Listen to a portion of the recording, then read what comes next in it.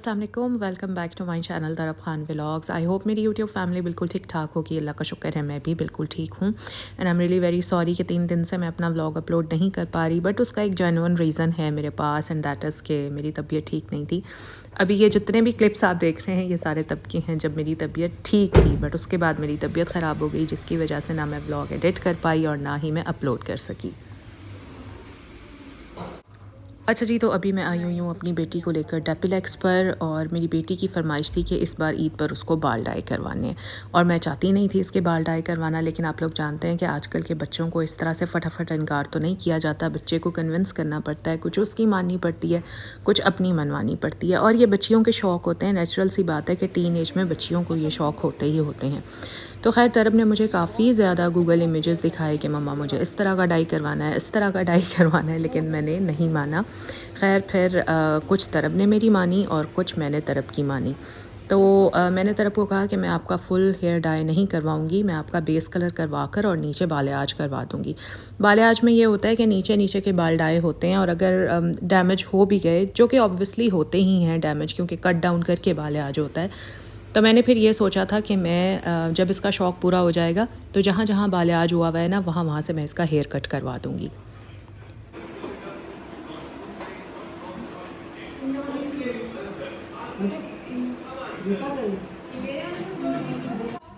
तो यहाँ पर तरफ का बालियाज हो गया है। सबसे पहले तो मैंने इसके हेयर नीट करवाए थे ताकि स्प्लिट एंड्स जो हैं वो सारे के सारे निकल जाएं। और ये रही जी तरफ के बालियाज की फ़ाइनल लुक। तो ये वहीं सैलून वालों ने ही बनाई थी, मेरे ही फ़ोन से बनाई थी, मैं तो बनाना भूल ही गई थी।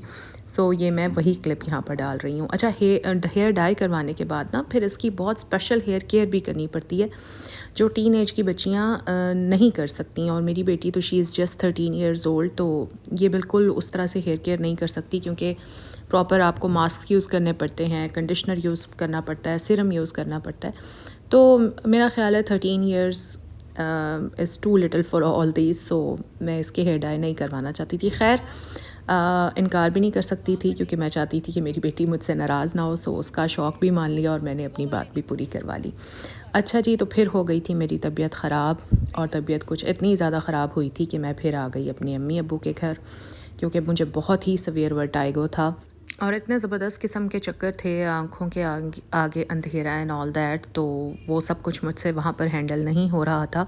सो मैं आ गई इधर अपने अम्मी अब्बू के घर, और 2 दिन से मैं रोज़े भी नहीं रख रही हूँ। यहाँ पर बस दिन के वक्त मैंने अपने लिए सैलड बनाया था, और रात में नराला से ये मिठाई मंगवाई थी। मेरी बहन आई हुई थी और उसको कुछ क्रेविंग हो रही थी अमरती खाने की, जैसे अफ्तारी के बाद क्रेविंग हो जाती है ना मीठा खाने की, तो उसको अमरती की क्रेविंग बहुत हो रही थी। तो उसने यहाँ अम्मी अब्बू के घर बैठे बैठे ही नराला से ऑनलाइन थोड़ी सी मिठाई मंगा ली थी, बट अमरती मंगवा तो ली थी, बट अमरती बिल्कुल भी जैसे कि एक वो कहते हैं ना कि जेन्युइन अमरती का एक जायका होता है, उस तरह से नहीं था, अजीब सी ही थी।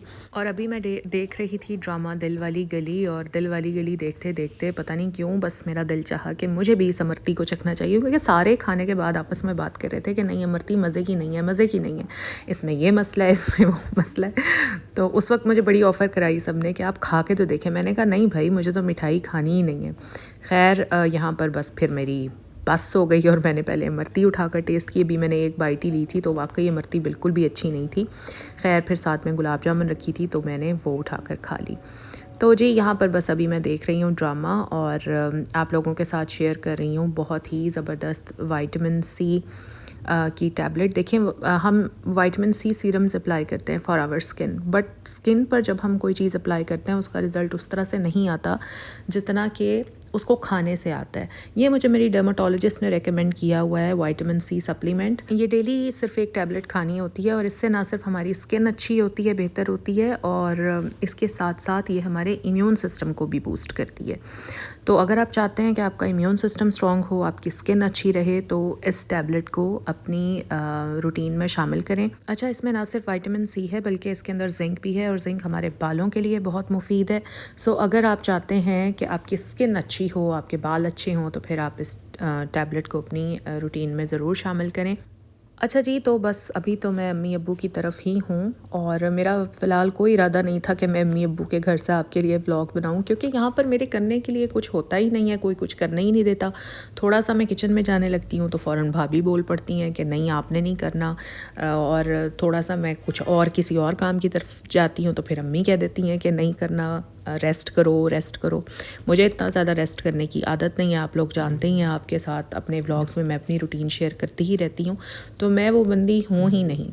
मतलब कुछ औरतें होती हैं ना, कुछ औरतें ऐसी होती हैं जिनको रेस्ट करने के लिए बस थोड़ा सा कोई बहाना चाहिए होता है। आई एम सॉरी टू से, बट मैं उनमें से नहीं हूँ। मैं ठीक रहती हूँ जब तक मैं चलती फिरती रहूँ, काम करती रहूँ, और जब मुझे फ़ारिग बिठा दिया जाए तो फिर मैं बोर होना शुरू कर देती हूँ। मुझे बोरियत होती है फ़ारिग बैठने से। समटाइम्स मैं तो हैरान होती हूँ कि लोग घंटों बेड पर या सोफ़े पर बैठकर कैसे टाइम गुजार लेते हैं, मतलब मुझसे नहीं होता। तो लेकिन खैर सब यहाँ पर यही कहते हैं कि तबीयत ठीक नहीं है, मत काम करो, रेस्ट करो। तो तरब को भी मैं अपने साथ ही ले आई थी, क्योंकि तरब मेरे बग़ैर बिल्कुल नहीं रहती, और वो रहे ना रहे मैं उसके बग़ैर बिल्कुल नहीं रहती। तो तरब को भी मैं अपने साथ ले आई थी। वैसे भी मुझे लगता है कि बेटियों को छोड़ना मुनासिब नहीं होता, माँ को हमेशा बेटी के साथ ही रहना चाहिए। तो मैं तो जहाँ भी जाती हूँ अपनी बेटी को साथ लेकर जाती हूँ, अपनी बेटी को अपने साथ ही रखती हूँ। बेटा मेरा वहीं है, माशाल्लाह वो बड़ा हो गया है, और फिर उसके भी कैम्ब्रिज के एग्ज़ाम्स होने वाले हैं, सो मैं उसको डिस्टर्ब नहीं करना चाहती थी। तो हस्बैंड भी मेरे वहीं हैं। तो खैर अभी जितने दिन मैं यहाँ हूँ कोशिश करूँगी कि कुछ ना कुछ एक्टिविटी आपके साथ शेयर करूँ अम्मी के घर से। कि आप सबसे रिक्वेस्ट है कि प्लीज़ आप लोग भी मेरी हेल्थ के लिए दुआ कीजिएगा, ताकि मैं जल्दी जल्दी ठीक हो जाऊँ। और यहाँ पर अभी है जी सुबह का वक्त, और मैं अपने अब्बू के लिए मैंने चाय बनाई है, और चाय अब्बू ठंडी करके ही पीते हैं। अब्बू को भी मल्टीपल प्रॉब्लम्स हैं, मल्टीपल डिजीज़ हैं, फिर उनकी एज भी ऐसी नहीं है, वो भी रोज़े नहीं रख पाते हैं। अम्मी की सेहत अल्हम्दुलिल्लाह अच्छी है, तो अम्मी माशाल्लाह से अपने रोज़े उसी तरह से रख रही हैं। और आप लोग बताएं कि आप लोगों का आखिरी अशरा कैसा जा रहा है। वैसे तो पूरा रमज़ान ही इबादतों का महीना है, बट आखिरी अशरा तो ख़ासुल ख़ास इबादतों का अशरा है, क्योंकि इसमें अल्लाह ताला ने हमारे लिए ख़ास रात यानी कि लैलतुल क़द्र छुपाई हुई है। तो मेरी इबादतें मैं झूठ नहीं बोलूँगी, बट उस तरह से नहीं हो पा रही जिस तरह से मैंने सोची हुई थी। तो अल्लाह ताला से दुआ है कि अल्लाह ताला सब बेहतर कर दें इंशाल्लाह, ताकि मैं अपनी रूटीन में वापस आ सकूं। और ईद की तैयारियों का सुनाएं कि कैसी चल रही हैं आप सबकी ईद की तैयारियां। मेरा तो सारा कुछ एकदम से स्टॉप हो गया, एकदम से जैम हो गया, और मोस्टली सारी तैयारी हो भी गई थी, ऐसी कोई तैयारी रह तो नहीं गई थी। मैंने टाइम पर ही अल्लाह का शुक्र है इस बार सब कुछ कर लिया था। बस मेरे बेटे का ईद का सूट जो था ना, जो ब्लैक कलर का मैंने लिया था, मैंने आप लोगों के साथ शेयर भी किया था, तो वो साइज़ थोड़ा सा बड़ा आ गया है। तो हालांकि मैंने मीडियम लिया था, बट मेरे बेटे ने अपना वेट और ज़्यादा लूज़ कर लिया है, तो अब मुझे उसके लिए वो साइज़ चेंज करवाना है और स्मॉल लेना है। तो 2 दिन से तो तबीयत बिल्कुल ही ठीक नहीं थी, इसलिए मैं सोच भी नहीं सकती थी कि मैं मार्केट जाऊंगी, बट अल्हम्दुलिल्लाह I am feeling much better now.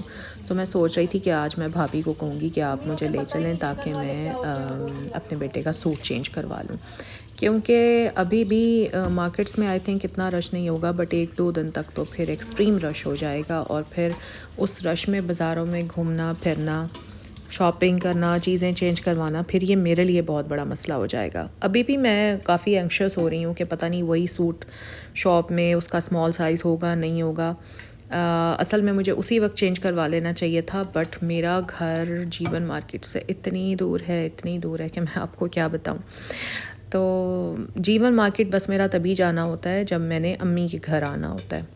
तो जो भी मुझे चेंजिंग वगैरह करवानी है तो वो भी मैं तभी कराती हूँ जब मैं अम्मी की तरफ आती हूँ। सो अभी जब मैं आई थी ना, तो मैं अपने साथ ले ही आई थी उसका सूट, क्योंकि मुझे पता था कि फिर मुझे मेरे घर से अलहदा से आना यहाँ पर बड़ा मुश्किल हो जाएगा।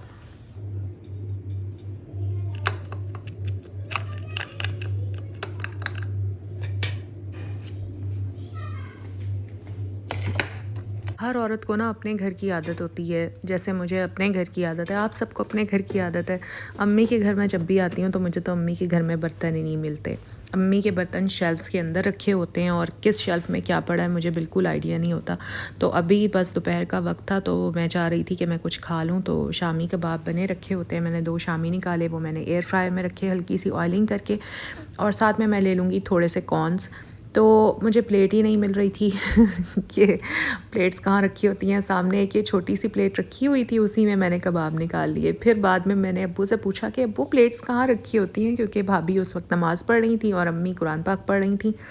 सो मैंने दोनों को डिस्टर्ब नहीं किया, मैंने अपने अब्बू से पूछा। तो फिर अब्बू ने मुझे बताया कि प्लेट्स जो हैं वो फ़लाँ शेल्फ़ में रखी होती हैं। तो फिर मैंने वहाँ से शेल्फ़ में से फिर मैंने प्लेट निकाली। तो बस यहाँ पर अभी मैं अपना लंच कर रही हूँ। और आप लोग शायद सोच रहे होंगे कि डाइटिंग की वजह से मुझे ये सारा प्रॉब्लम हुआ है। नहीं, ऐसा कुछ नहीं है। इसके कुछ और रीज़न्स हैं, इंशाल्लाह आगे आने वाले व्लॉग्स में मैं आपके साथ शेयर करूँगी कि किस वजह से मुझे ये वर्टाइगो का मसला हुआ।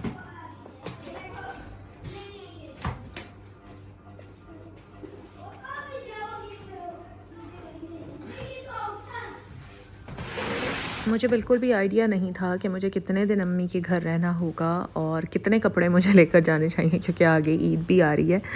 सो बस जितने मुझे समझ में आए मैंने उतने रख लिए। बहरहाल यहाँ पर अभी मैंने सूटकेस ओपन किया और मैं ये कपड़े निकाल कर सामने अलमारी में रख दूँगी, क्योंकि ये सूटकेस वरना इसी तरह से खड़ा रहेगा। अब गर्मी है, डेली नहाना होता है, डेली कपड़े चेंज करने होते हैं, तो बार बार सूटकेस को खोलना बंद करना मेरे लिए अज़ाब ही हो जाता है। सो मैंने सोचा सारे कपड़े निकाल कर और मैं कबर्ड में लगा देती हूँ, ताकि तरफ को लेने भी आसान रहे और मुझे ख़ुद को लेना भी आसान रहे।